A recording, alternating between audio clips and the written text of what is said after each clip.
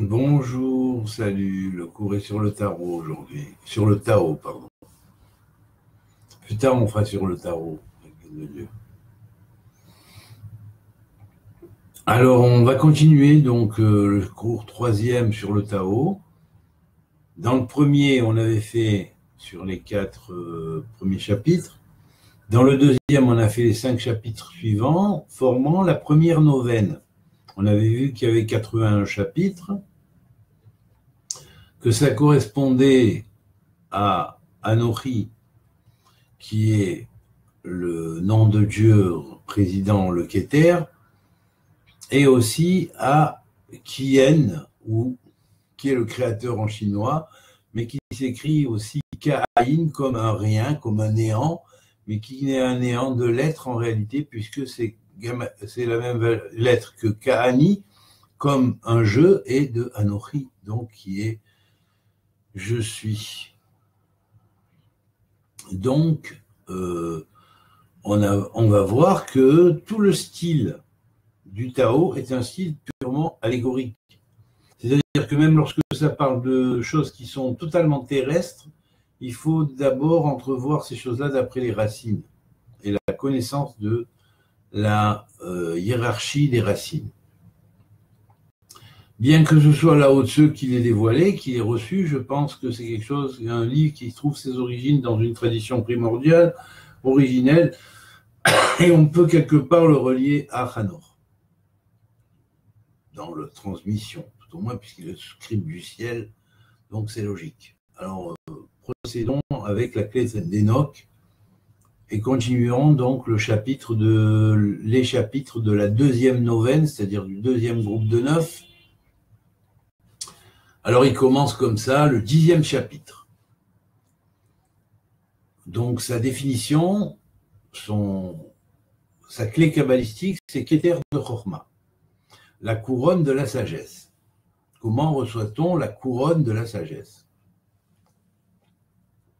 La couronne de la sagesse, c'est-à-dire vraiment le sommet de la sagesse.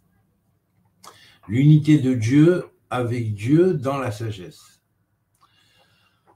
Alors le Tao l'exprime ainsi. Ton âme peut-elle embrasser l'unité sans jamais s'en détacher? Vous voyez, la relation avec Yechida est claire et nette. Peux-tu concentrer ton souffle pour atteindre à la souplesse d'un nouveau-né? Peux-tu purifier ta vision originelle jusqu'à la rendre immaculée en toi? Peux-tu aimer le peuple et gouverner l'État par le non-agir? Par le non-agir, ça veut dire sans implication réelle, sans vouloir retirer la gloire, mais en étant en retraite. Peux-tu ouvrir et clore les célestes battants en jouant le rôle féminin?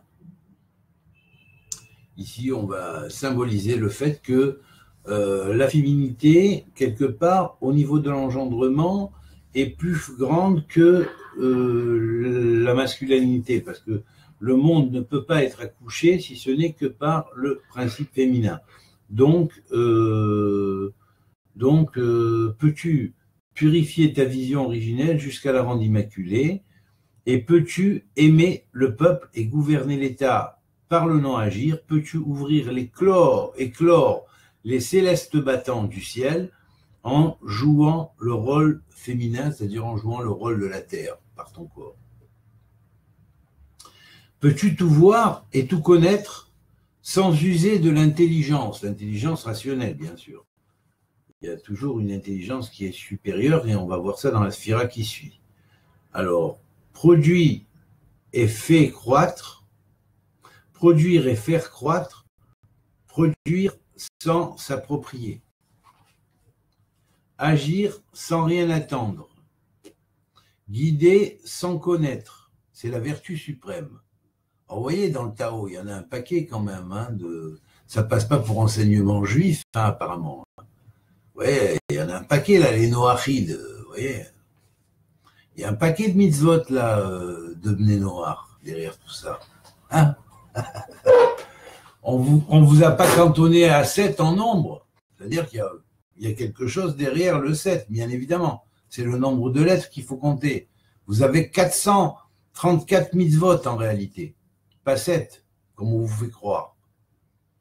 Leur développement, c'est 434 mitzvot. Et même 434 mitzvot, elles y sont dans la Torah elle-même, puisque la Torah, même si on dit elle est pour les Juifs, certains disent, bon, elle est pour les Juifs, elle est pour les enfants d'Israël d'abord, après pour les Juifs, maintenant c'est pour les Juifs uniquement. Eh bien non.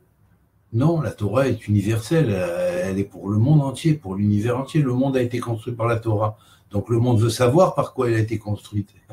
Plus forte raison, quand on est un être qui prend conscience de la chose, franchement. Et de plus, je veux dire quand même une chose, pour préciser, pour terminer, c'est que les Juifs aussi sont des Noachides, puisqu'ils sortent de Noé. Donc, voilà. Alors, on continue. Agir sans rien attendre, donc guider sans contraindre, c'est la vertu suprême. On a fini le chapitre 10. On passe au chapitre 11 qui est lié à la chorma de la chorma, la sagesse de la sagesse. 30 rayons convergent au moyen, vers le centre, vers le noyau, et c'est le vide médian qui fait marcher le char. Alors on prend la roue, galgal comme en hébreu, pour définir la chose, et on sait que dans gal, c'est vrai que le mot galgal contient les degrés du cercle de par sa structure, puisque guimel est 3, plus l'autre guimel est 3, lamed c'est 30, plus le deuxième lamed c'est 60, 3 et 3, 6 multiplié par 60 égale, ce que je sache, 360. Alors c'est divisé en 12 zones, et ces 12 zones forment le galgal, ce qu'on appelle la roue du zodiaque, la roue, et cette roue contient 30 rayons à chaque signe. Donc les 30 rayons ici, ce sont à la fois les 30 rayons d'une roue, ça peut être 30 rayons d'une roue, à ce moment-là, chaque rayon est espacé de rayon suivant de 12 degrés, mais c'est aussi une allusion aux 30 rayons émanant de chaque zone de l'espace. Parmi les 12 zones, et on sait que les Chinois possédaient aussi un zodiaque à 12 signes, donc c'est logique, eh bien, 30 rayons représentent aussi les 30 éthers qui sont liés à chaque type de naissance d'individu. C'est-à-dire chaque individu qui naît, il naît en fonction, sous un éther précis, un éther lumière précis, sous lequel son âme va travailler et duquel elle va puiser, mais en même temps, cet éther-là va lui servir de double du corps. Il va descendre juste au stade le plus bas, ce que les Égyptiens appelaient le Ka, qui descend dans le plus profond du corps et dans le bas, le bas qui est l'âme supérieure, qui n'a rien à voir avec le bas, BAS en français ici. Mais phonétiquement, elle descend bien bas, c'est vrai, mais elle vient de plus haut. Donc, par contre, le Ka vient de plus haut que le bas, mais il descend plus bas. Étant donné qu'il descend plus bas, carrément, il se mêle au corps, quelque part. Il devient le double du corps. Et c'est ce double du corps-là qui a son origine, finalement, dans le Keter, c'est-à-dire l'unification totale avec le Créateur. Et cette unification, ce qu'on appelle la Yechidout ou la Yechida, elle dérive du Keter, elle dérive donc de la couronne. On avait vu ça déjà dans le principe précédent, dans le chapitre précédent. Donc là, ici, sur la Chokhma, c'est développé, étant donné qu'on est dans le monde de Hatzilut, et que le monde de Hatzilut va développer les 30 kélim de chaque partsouf, de chaque visage divin. Donc, automatiquement, les 30 kélim sont les 30 éthers de l'ancienne tradition gnostique ou de la Gniza, un secret caché de la lumière cachée que l'on a semé et perdu en route jusqu'à ne plus en reconnaître l'origine. Alors bien sûr, on commence comme ça, donc le 11e chapitre, donc la Chokhma, la sagesse, parle Alors, 30 rayons convergent vers le noyau, vers le milieu, mais c'est le vide médian qui fait marcher le char. On veut parler là de la forme du Yud, qui est le vide médian, sur lequel vont reposer aussi les rayons du char. Vous voyez? Alors c'est bien net à comprendre. On façonne l'argile pour en faire des vases, mais c'est du vide interne que dépend leur usage.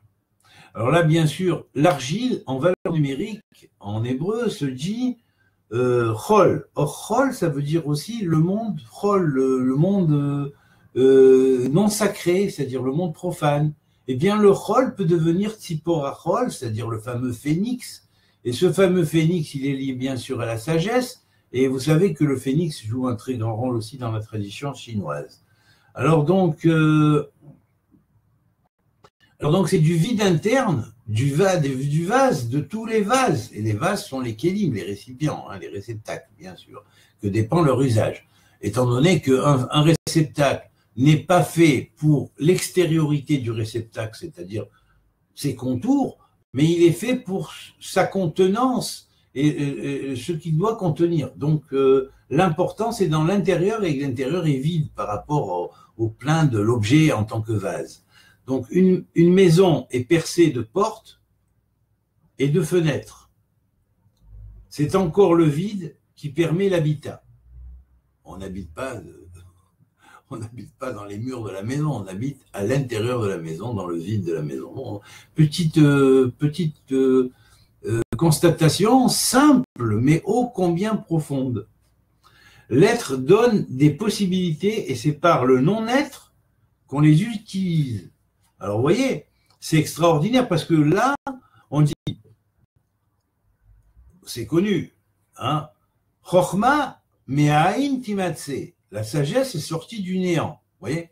Eh bien, voilà, vous l'avez ici. Voilà la preuve. On est dans la série de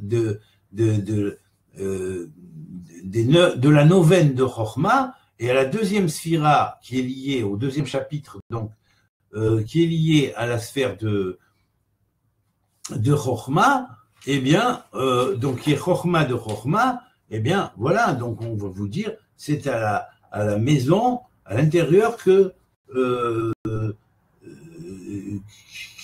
c'est l'intérieur qui est important de la maison. Vous voyez, voilà. Donc, on va continuer. On est dans le chapitre. On va être dans le chapitre. Non, pardon, ça continue un peu. Oui. Alors après, si je n'avais pas de corps, quel malheur pourrais-je éprouver? Quiconque chérit son corps pour le monde peut vivre dans le monde. Quiconque aime son corps pour le monde peut se fier au monde. Alors là, ici, le corps n'est pas vu que comme le corps. Il n'est pas vu comme le corps sous l'aspect occidental, disons occidentalisé, mais il est vu à l'orientale ancienne, c'est-à-dire, ou même à l'extrême orientale ancienne, c'est-à-dire comme le réceptacle du cas. Le cas, c'est-à-dire le double de l'âme qui, une fois développé, retrouve sa fonction qui est reliée au piéter. Et si vous analysez bien les textes kabbalistiques, vous avez, c'est dit en autre manière, mais c'est top niveau. Hein, on retrouve ce développement dans toute la Kabbalah du Harizal, par exemple. Et donc, ce qui est tombé très bas va se retrouver très haut. C'est en fait ce qui est très ancien, qui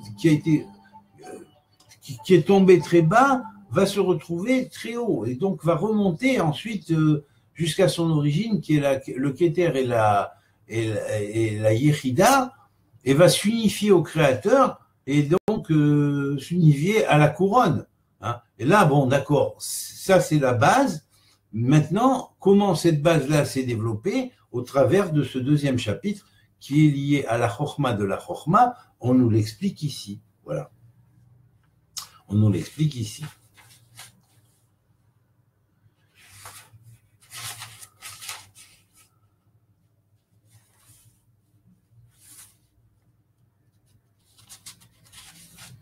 Alors, On rentre dans Bina de Chochma, le chapitre qui est lié à Bina de Chochma. Les 5 couleurs aveuglent la vue de l'homme. Les 5 tons assourdissent l'ouïe de l'homme. Les 5 saveurs gâtent le goût de l'homme. Les courses et les chasses égarent le cœur de l'homme. La recherche des trésors excite l'homme à commettre le mal.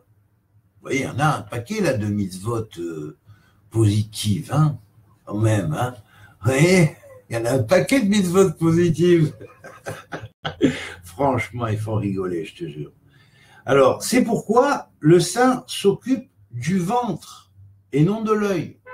Mais ici, dans le tarot, ça voudrait dire quoi? Le saint s'occupe du ventre et non de l'œil. Ça veut dire quoi? Ça veut dire qu'il va s'occuper uniquement de manger et puis il va goinfrer? Mais non, pas du tout. Il s'occupe du ventre parce que le ventre est le principe qui permet la concentration.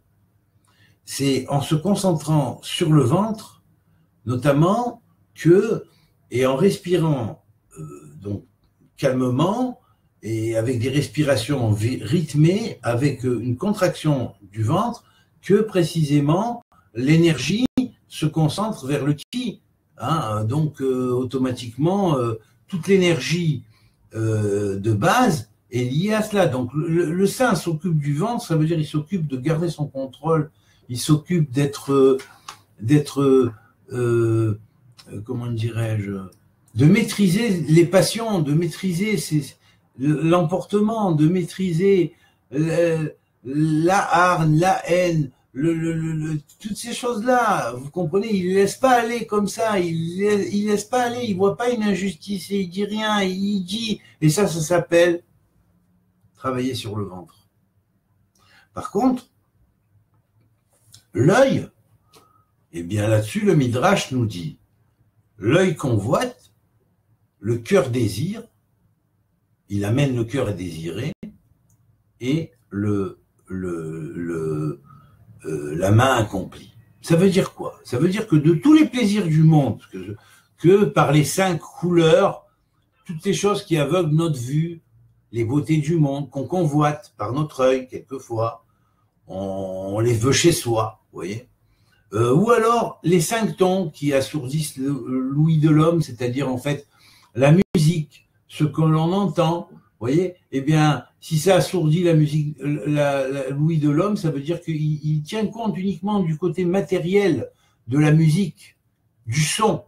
Mais s'il tient compte du côté spirituel du son, il va aller dans le son du son, il va aller dans la vision de la vision. Et c'est ce qui est derrière le son, derrière la vision, qui est l'important.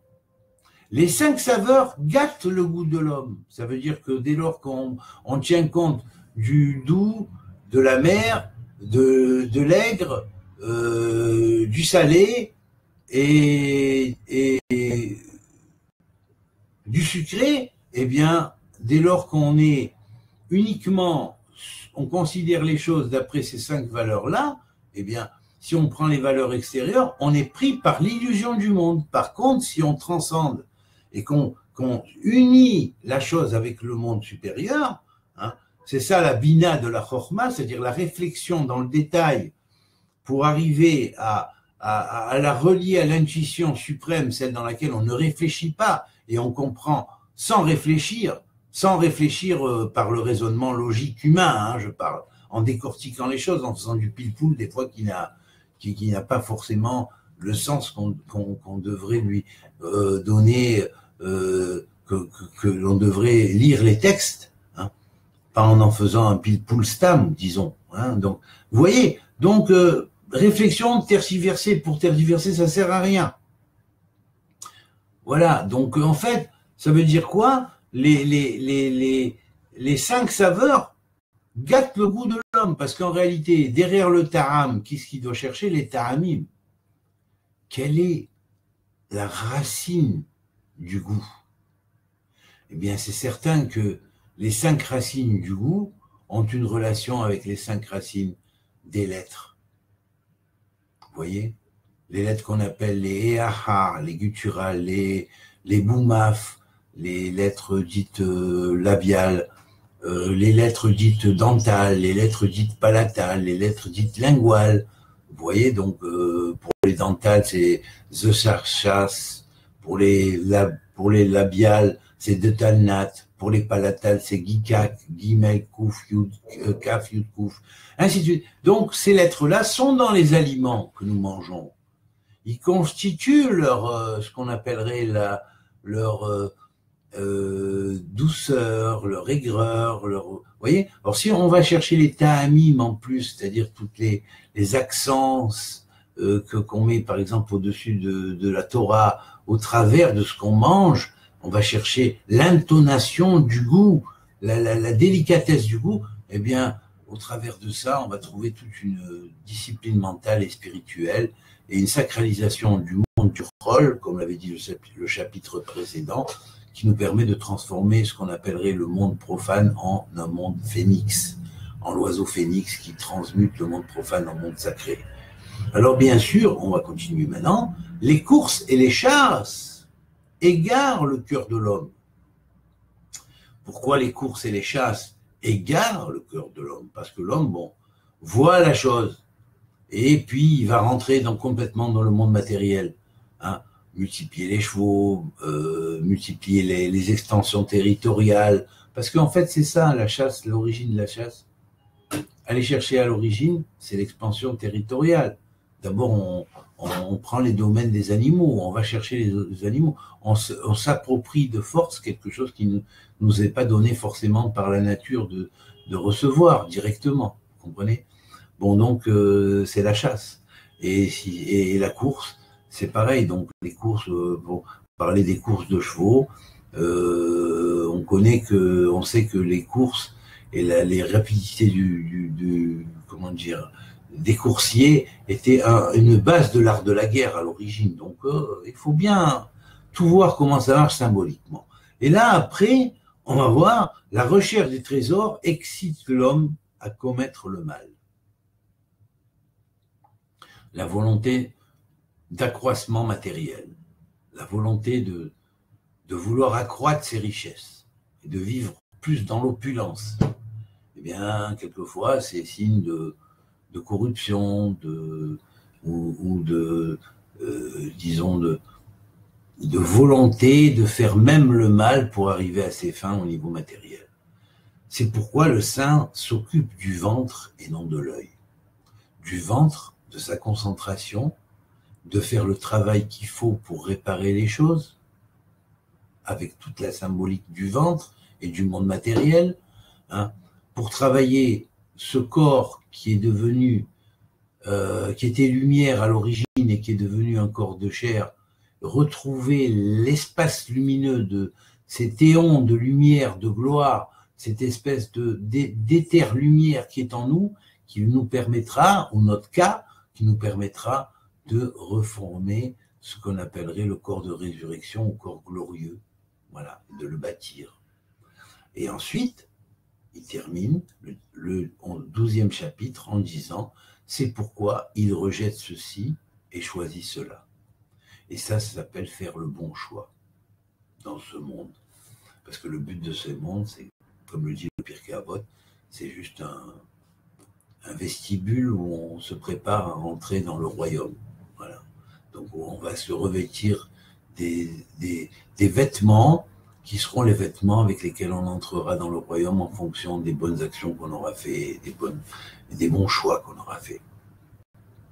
On va rentrer dans la sphira chesed de Chochma, la bonté, la grâce, la générosité, la foi aussi de la sagesse. En la sagesse, et là, le chapitre va commencer ainsi, qui est le chapitre 13, donc, faveur et disgrâce surprennent également. Chéris un grand malheur comme ton propre corps. Ça veut dire que ton corps lui-même, quelque part, tu es né d'une chute. Tu ne serais pas dans ce monde sinon. Tu ne serais pas avec un corps comme tu as, tu serais avec un corps glorieux directement. Mais si tu es comme ça, c'est parce que il y a eu une chute, il y a eu une tombée, une chute. Donc, et y a-t-il de plus grand malheur que cela? Non. Donc, chérie, tout malheur, même un malheur, dit bon, ben, c'est arrivé, mais néanmoins, comme tu chéris ton propre corps, apprends à chérir même une épreuve qui t'arrive en te disant cette épreuve est faite pour me renforcer ou elle a une raison profonde.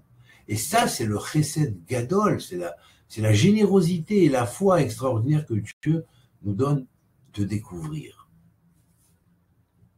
Qu'entend-on par faveur et disgrâce surprennent également.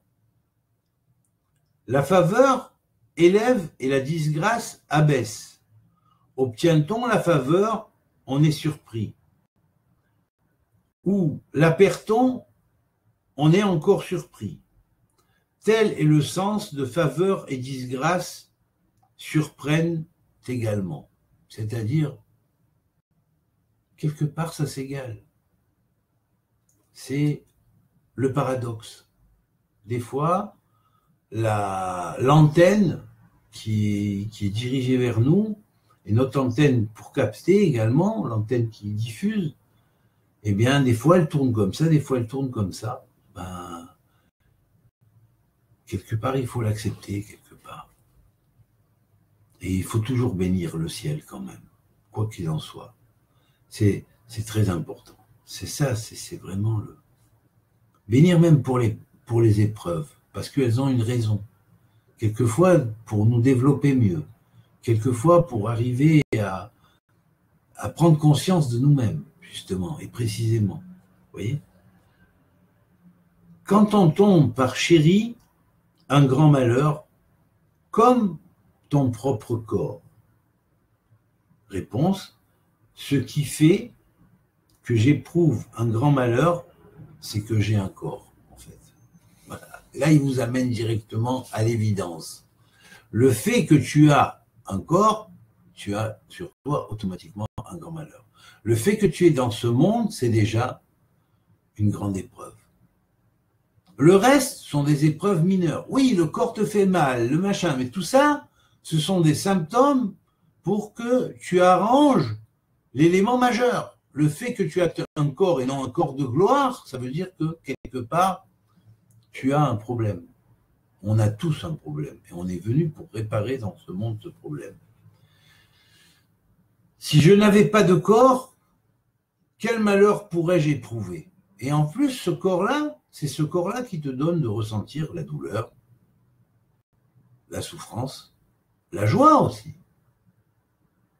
Donc, pour la joie, tu le chéris. Eh bien, pour la douleur, tu dois le chérir aussi. Parce que si tu ne sentais pas la douleur, tu n'aurais plus de corps. Donc, chéris la douleur comme ton propre corps. Regardez la profondeur de la chose, de l'expression de la chose. Alors,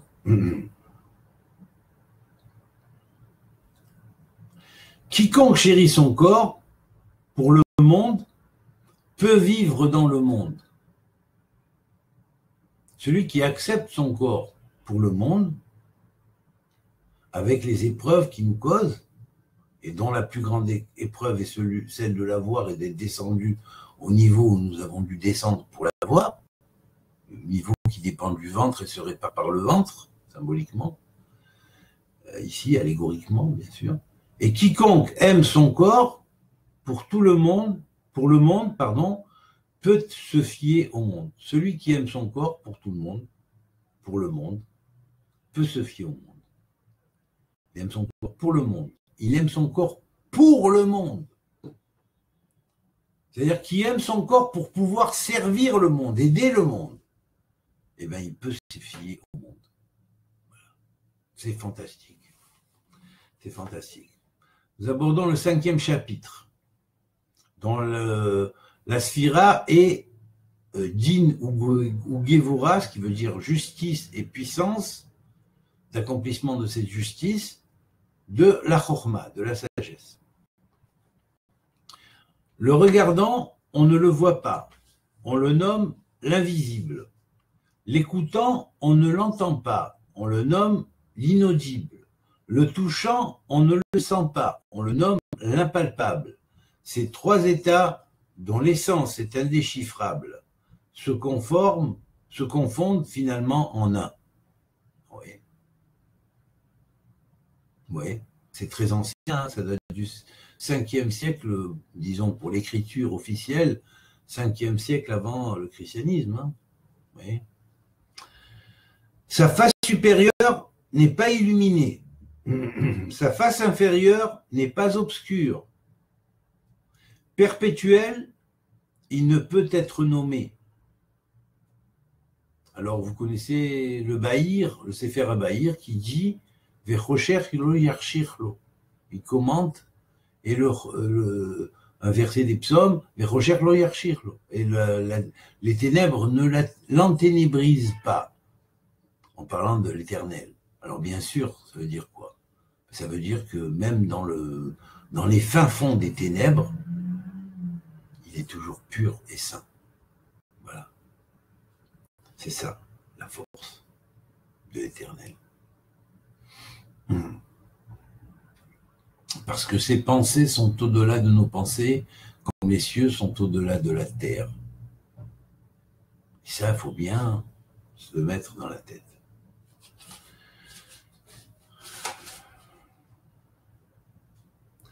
Il est la forme sans forme et l'image sans image. Il est fuyant et insaisissable. L'accueillant, on ne voit pas sa tête. Le suivant, on ne voit pas son dos. Ouais, c'est intéressant. La tête ou la face et le dos. L'avant et l'arrière, comme on dirait dans Kabbalah, les panim et les achoriim. Il y a 231 portes qui vont dans un sens et 231 portes qui vont dans l'autre sens pour les combinations des lettres. Et qui signifie deux états de vision de la divinité et de l'accomplissement de la justice de la divinité, du Dieu, au travers de ce qu'on pourrait appeler sa providence. Chose qu'on ne comprend pas. Qui prend les rênes du Tao antique dominera les contingences actuelles, contraire à ce qui est l'origine, c'est saisir le point nodal du Tao. Et on va passer maintenant au chapitre 15 qui traite, qui est lié, d'après la clé que je vous transmets ici, à Tiferet de Chochma, c'est-à-dire l'harmonisation de la sagesse, c'est-à-dire comment harmoniser, équilibrer notre moi de façon à en pouvoir recevoir cette sagesse. Et en même temps, n'oublions pas que Tiferet étant lié à l'alchimie, il y a toute une alchimie à la clé de ce chapitre. Alors, les sages parfaits de l'Antiquité disaient si fins, ils étaient si fins, si subtils, si profonds, si universels, qu'on ne pouvait les connaître. Ne pouvant les connaître, on s'efforce de se les représenter. Ils étaient prudents comme celui qui passe un gué en hiver, hésitants comme celui qui craint ses voisins, réservés comme un invité, mobiles comme la glace qui va fondre, concentrés comme le bloc de bois brut, étendus comme la vallée, confus comme l'eau boueuse. Qui sait, par le repos, passer peu à peu du trouble au clair, et par le mouvement du calme à l'activité, quiconque préserve en lui une telle expérience ne désire pas être plein, n'étant pas plein, il peut subir l'usage et se renouveler. N'étant pas plein, ça veut dire, plein c'est l'orgueil. Hein. C'est l'orgueil qui rend l'homme plein, qui rend l'homme avec ses contours et ses limites en fonction de la plénitude qui est en lui. Maintenant, élargir le récipient ou le réceptacle de réception, c'est-à-dire faire du vide. Il faut faire du vide. Alors là, à ce moment-là, le premier récipient, il explose quelque part. Et c'est quand le récipient, quelque part, qui était le récipient limitatif, explose, parce que nous sortons de nos préjugés, nous sortons de notre akbala, de notre limite, pour arriver à voir les choses en plus grand. Alors à ce moment-là, il nous est donné automatiquement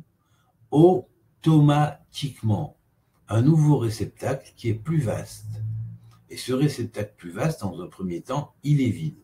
Alors bien sûr, il est vide, mais on va le rendre plein. Et puis à un moment donné, il va être plein et ça va être continué comme ça, jusqu'à un élargissement en élargissement, de conscience élargie en conscience élargie et ouverte. Et c'est ainsi qu'on tend de plus en plus vers l'infinité. On va rentrer maintenant dans le chapitre 16, qui est le chapitre lié à Netzach de Chochma. Atteins à la suprême vacuité et maintiens-toi en quiétude devant l'agitation fourmillante des êtres. Ne contemple que leur retour, c'est-à-dire leur teshuva finalement. Oui, c'est vrai. C'est vrai. Merci le Tao. Merci le Tao. Les êtres divers du monde feront retour à leur racine. Faire retour à la racine, c'est s'installer dans la quiétude. S'installer dans la quiétude, c'est retrouver l'ordre. Retrouver l'ordre, c'est connaître le constant. Connaître le constant, c'est l'illumination. Qui ne connaît le constant crée aveuglement son malheur. Qui connaît le constant sera tolérant. Qui est tolérant sera désintéressé. Qui est désintéressé sera royal. Qui est royal sera céleste. Qui est céleste fera un avec le Tao. Qui fait un avec le Tao vivra longtemps, jusqu'à la fin des temps, jusqu'à la fin de sa vie, rien ne saurait l'atteindre. Voilà. Et là, la Sphira étant Netzach, c'est clair. Netzach de Chochma. C'est-à-dire, Netzach veut dire l'infinité, ou plutôt l'immortalité de la sagesse. Comment arrive-t-on à réaliser la sphère d'immortalité de la sagesse? En suivant ce que nous dit ce chapitre. Et vous voyez que la clé que j'ai utilisée ici, donnée par Hanor lui-même, elle est juste. Hanor lui-même, qui est devenu aujourd'hui Métatron, bien sûr, le prince des faces. Et il m'en a donné d'autres pour ouvrir après à chaque niveau ce qu'il faut ouvrir. Mais ça, on ne peut pas le faire en virtuel comme ça.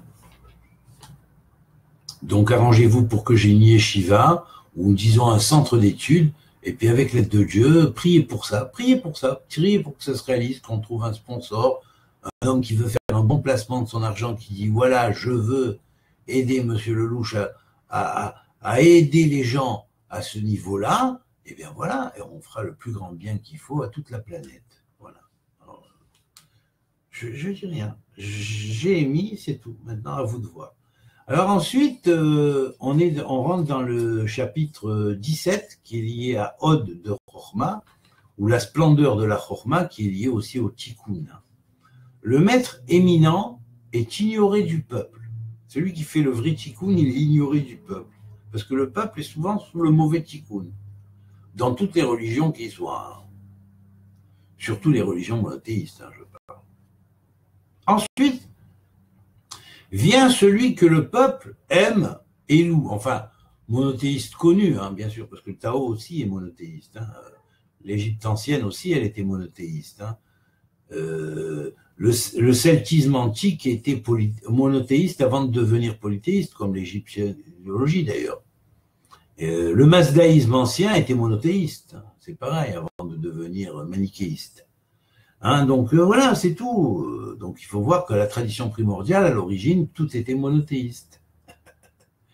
Voilà, c'est tout.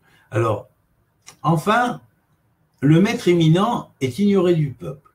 Ensuite, vient celui que le peuple aime et loue. Ça, c'est celui qui est mis en Alabama, c'est-à-dire qui est connu, quoi. Puis celui qu'il redoute, puis celui qu'il méprise. Alors c'est comme ça, il y a d'abord celui qui est ignoré du peuple, on pourrait dire que lui, il est dans Hatzilut.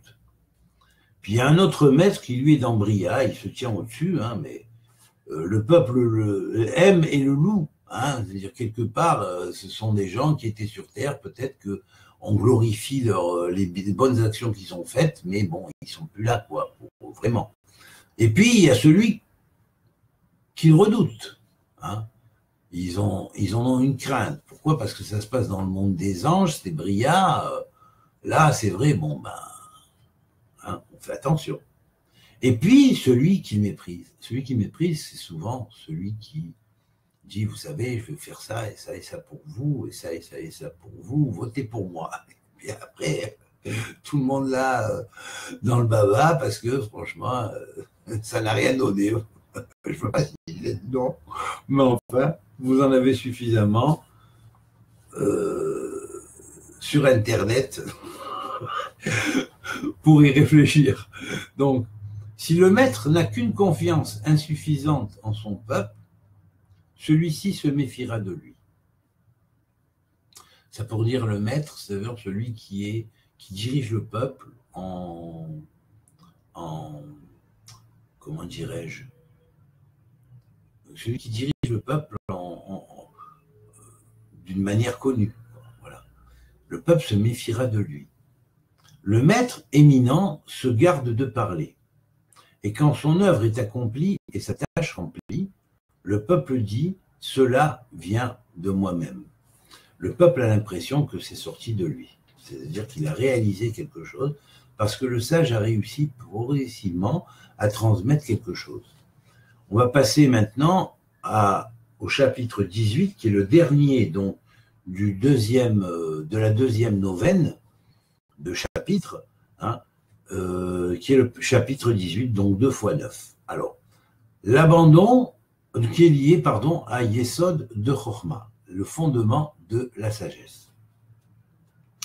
Alors Yesod, on sait que c'est aussi la sphère de la procréation, de la perpétuité, de ce qui donne à l'homme sa géniture, et ainsi de suite. Donc toute la base du foyer repose sur le Yesod, sur le fondement. Alors l'abandon du Tao fait naître la bonté et la justice. L'abandon au Tao fait naître la bonté et la justice.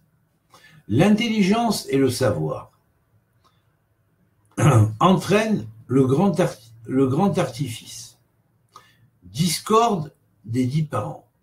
Alors, c'est-à-dire que, à partir du moment où la voie qu'on suit n'est pas une voie de sagesse, de sagesse dans le sens spirituel du terme réel, hein, qui va dans le sens du Tao, de l'intuition, de l'écoute, de l'univers et du créateur en particulier de l'univers, eh bien, si on croit construire les choses par notre intelligence rationnelle, humainement parlant, hein, et notre savoir, eh bien, cela entraîne de grands artifices parce que on est dans le monde des masques. La discorde des 6 parents, ça va entraîner ce qu'on appellerait la discorde des 6 parents, c'est-à-dire le démolissement, si on pourrait dire, de ce qu'on appellerait les bases fondamentales de la sagesse de la famille. Vous voyez? Alors, c'est-à-dire que ça va représenter les mauvais rapports entre les parents et les enfants, c'est-à-dire père-mère, père-fils, mère-fille, père-fille, mère-fils, ainsi de suite, ou au pluriel. Deuxième, ça on a le premier et le deuxième, le frère avec le frère, ça c'est les combats la discorde entre les frères et les sœurs, hein, donc on a 2 autres, et puis enfin le mari et la femme. Donc ici, tout est déboussolé, et le monde, à partir du moment où la famille n'est pas stable, est complètement déstabilisé. La discorde des 6 parents fait surgir la piété, fait surgir la piété filiale et l'amour paternel. Alors bien sûr, ici, il faut vous dire...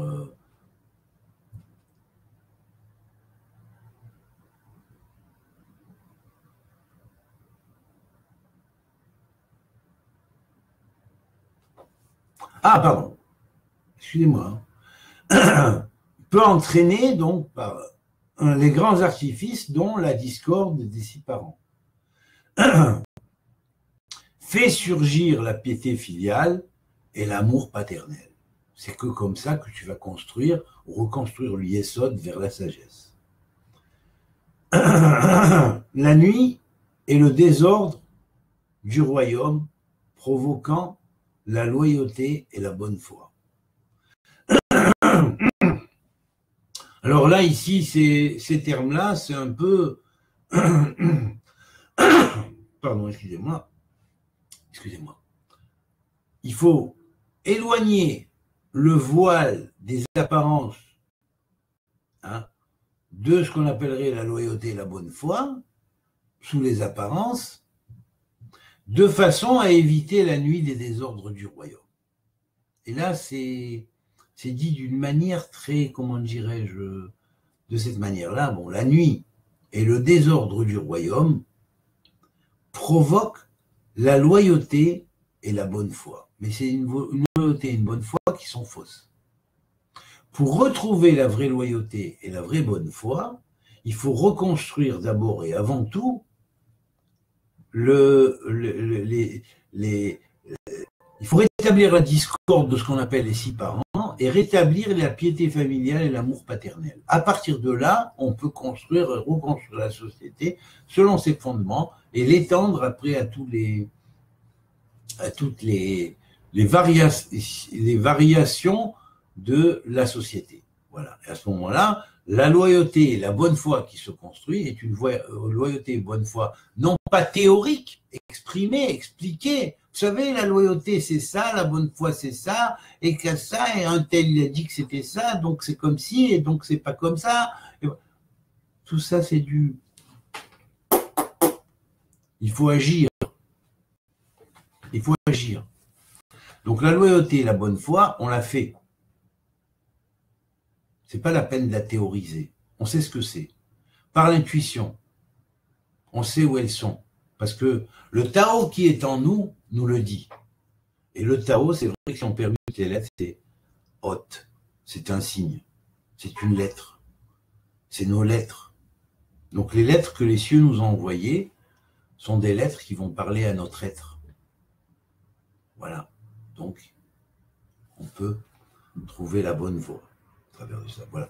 On abordera le chapitre, dans le chapitre 4, la neuvaine suivante. Voilà.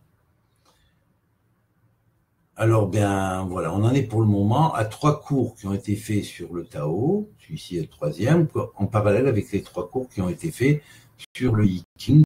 Donc, on va après continuer au travers de l'un comme de l'autre, au fur et à mesure. Bon, dans le I Ching, il y aura peut-être plus de temps, parce que avant de passer les 64 hexagrammes, au fur et à mesure, on les passera un par un et pas dans l'ordre. C'est pas grave. Il faudra noter. Prendre des notes, du moins sur les bases de ce que je dis et les clés que je donne, parce qu'elles sont extrêmement importantes, et puis il y en a d'autres derrière. Un paquet. Tout ça, c'est la science de demain. Que Dieu vous bénisse. À très bientôt. Merci d'avoir écouté à tous.